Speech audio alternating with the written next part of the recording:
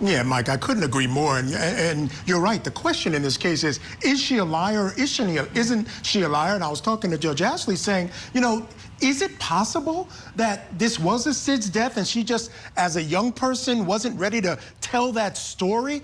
But when you see all these friends coming in and she's lying to them, not telling them or confiding in them the truth, seeing how much they seem to care about Evelyn, I think it makes it more probable that she's just lying. There are only two universes in this case. There's a universe where she did it intentionally, and there's a universe where she didn't do it intentionally or the kid died on her own, right? We don't know which universe we live in.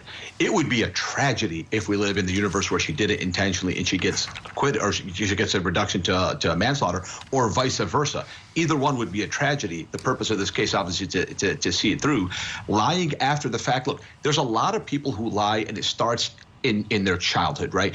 There's a situation where she did not do this intentionally to her daughter, but she was abused as a kid and she learned how to lie. Lying is something you learn as a kid. There's people who never lie when they're adults because when they're kids, there was no consequences if they were troublemakers.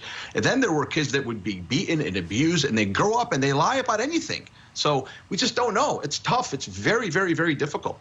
And we do know that according to the ME, she had an obstruction in her airway in the form of foil, and then there was a blanket tightly wrapped around her head, and that in the trash can is another form of asphyxiation. So, you know, it could have been she choked on foil. She could have choked on foil, but I think that's probably where they're getting the premeditated murder. Yeah. The first-degree murder, right? Yeah. Because could possibly be she put it in there. Yeah, also 2 counts of felony murders, 20 counts in total she faces. All right, we understand we're ready to go back inside the courtroom.